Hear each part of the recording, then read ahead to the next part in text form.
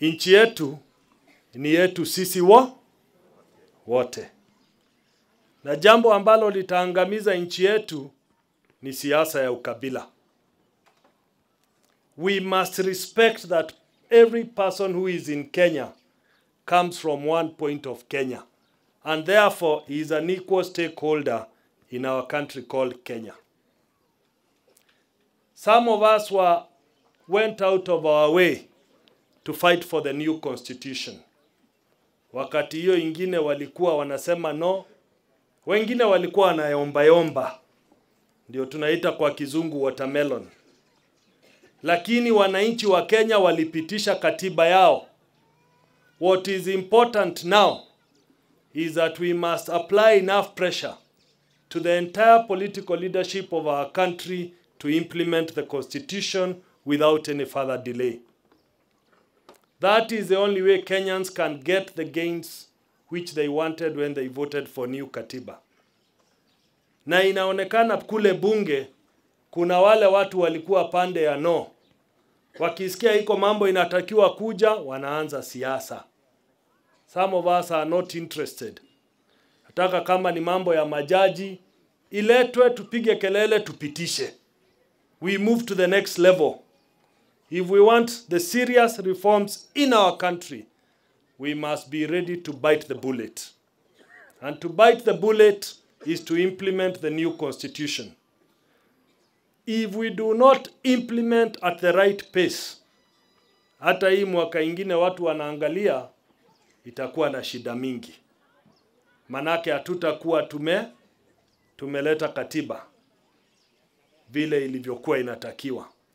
If people are going to preach peace in our country, they must only be able to succeed in preaching peace if all the people who are displaced are resettled back in their former pieces of lands.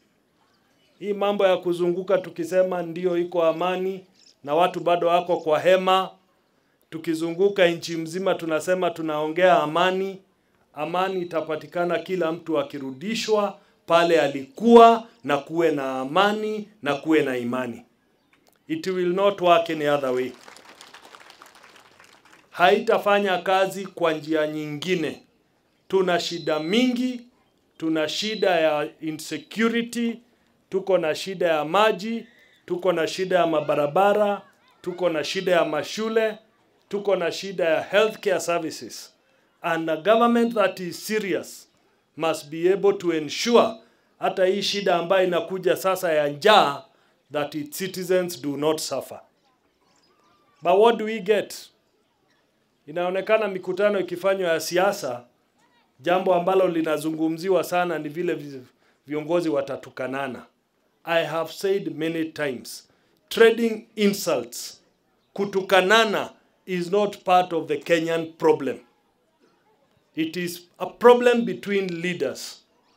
But how we want our country to go forward, bila shaka kutukanana haiko hapo, ama iko. Is trading insults part of our national problems?